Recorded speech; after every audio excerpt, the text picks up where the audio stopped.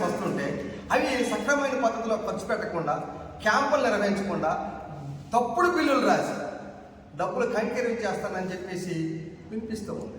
ఈ మధ్యకాలంలో జరిగినటువంటి ఆడిట్లో ఎన్ఎస్ఎస్ క్యాంపు డబ్బులు దుర్వినియోగం అవుతున్నాయని చెప్పేసి ఆడిట్లో తప్పు పట్టినప్పుడు కూడా ఎన్ఎస్ఎస్ విభాగం కోఆర్డినేటర్ పైన ఎటువంటి చర్యలు తీసుకోకుండా ఆమెకు ఆర్ట్స్ కాలేజీ ప్రిన్సిపాల్గా అందరం ఎక్కించడం అంటే ఇది యూనివర్సిటీ నిబంధనలు ఎక్కడికి వెళ్తున్నాయని చెప్పేసి మేము ప్రశ్నిస్తున్నాం.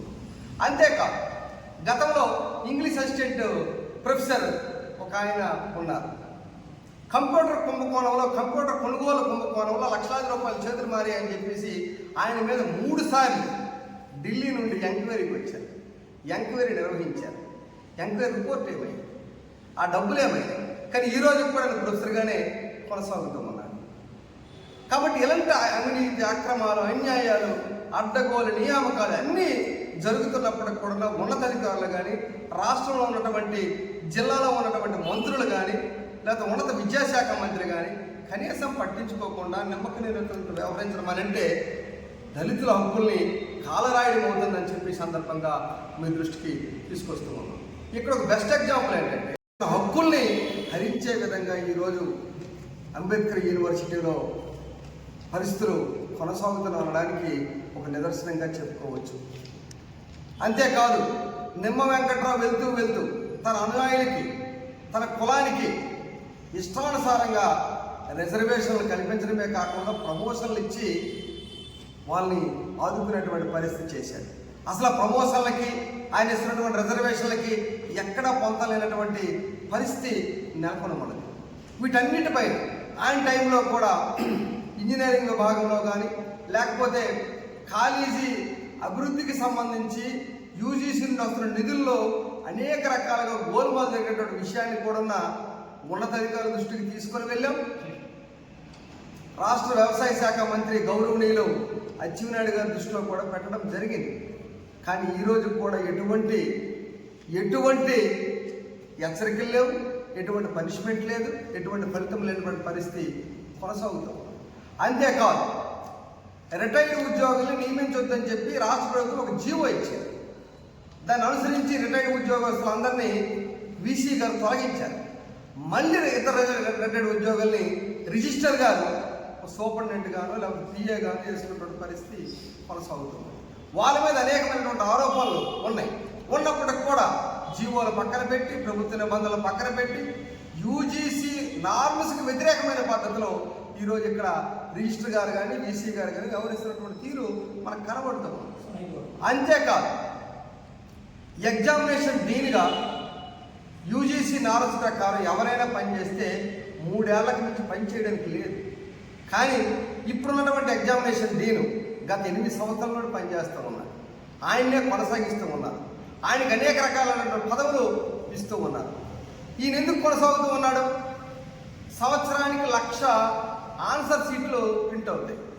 సంవత్సరానికి 80,000 ఓఎంఆర్ షీట్లు ప్రింట్ అవుతాయి. దీనికి సంబంధించి కాంట్రాక్టర్లకు ఇవ్వాలి. కాంట్రాక్టర్లతో కుమ్మక్కై, కాంట్రాక్టర్లతో మిలాఖత్తై ఒప్పందాలు చేసుకొని డబ్బులు నొక్కేటువంటి పరిస్థితి కనబడుతుందని చెప్పి అనేక సందర్భాల్లో వివిధ రూపాల్లో జరిగినటువంటి ఎంక్వైరీలే చెప్తూ ఉన్నాయి. అంతేకాదు, ఎన్ఎస్ఎస్ విభాగంలో కూడా శ్రీకాకుళం జిల్లా డాక్టర్ బిఆర్ అంబేద్కర్ విశ్వవిద్యాలయంలో గత ప్రభుత్వ హయాంలో పనిచేసినటువంటి ఉపకులపతి నిమ్మ వెంకట్రావు పదవి విరమణ 15 రోజుల ముందు ఎటువంటి నోటిఫికేషన్ లేకుండా ఎస్సీ, ఎస్టీ, వికలాంగుల, మహిళల, మైనార్టీల రూల్ ఆఫ్ రిజర్వేషన్ పాటించకుండా అడ్డగోలుగా నియమించినటువంటి నియామకాలను రద్దు చేయాలని చెప్పి దళిత, ఆదివాసీ ప్రజా సంఘాల ఆధ్వర్యంలో గత కొంతకాలం నుండి వివిధ రూపాల్లో ఆందోళన పోరాటాలు నిర్వహిస్తున్న సంగతి మీ అందరికీ తెలిసిందే. 8 నెలలు కావస్తున్నా ఈరోజు కూడా ఇప్పుడున్నటువంటి ఉపకులపతి కానీ, రిజిస్టర్ రజనీ గారు కానీ ఎటువంటి చర్యలు తీసుకోకుండా కాలయాపన పేరుతో, దర్యాప్తు పేరుతో, విచారణ పేరుతో కాలయాపన చేసి ఈరోజు ఎస్సీలకు రావాల్సినటువంటి ఎస్టీలకి ఒక రెండు ఉదాహరణలు చెప్పి నేను ముగిస్తాను. దళిత మహిళ డాక్టరేట్ చేసి ఎంటెక్ చేసి జియో సైన్స్ విభాగాన్ని అంబేద్కర్ యూనివర్సిటీలో రన్ చేస్తున్నటువంటి అండ పద్మిని ఉంటే నిమ్మ వెంకట్రావు ఒక దళితురాలు ఒక విభాగాన్ని రన్ చేయడం చెప్పి వాడు ఏం చేశాడంటే పూర్తిగా గ్రూపునే లేకుండా తీసినటువంటి పరిస్థితి ఉంది.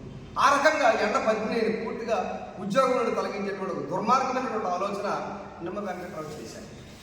ఈరోజు కూడా గ్రూప్ పెట్టలేదు, కానీ ఆమె పిహెచ్డీ చేసింది, ఎంటెక్ చేసింది, ఎంఎస్సీ చేసింది. ఇన్ని డిగ్రీ క్వాలిఫికేషన్స్ ఒక దళిత మహిళకు ఉంటే ఈరోజు కూడా ఉద్యోగం ఇవ్వడానికి మీన వ్యవసాయాలు ఎక్కడుతున్న పరిస్థితి ఉంది. ఈసీ మహిళ, రిజిస్టర్ మహిళ, ఎండ పద్మిని మహిళ, ఇక్కడ ఉంటే అంటే కులం ఆమె ఎస్సీ సామాన్య తరగతి చెందింది కాబట్టే మేము ఉద్యోగం అనే పద్ధతిలో వ్యవహరిస్తూ ఉన్నాం. ఈరోజు ఇంజనీరింగ్ విభాగంలో 1000 మంది విద్యార్థులు చదువుతూ ఉన్నారు, కానీ అక్కడ సఫిషియెంట్ ఫ్యాకల్టీ లేరని చెప్పేసి ఉంది.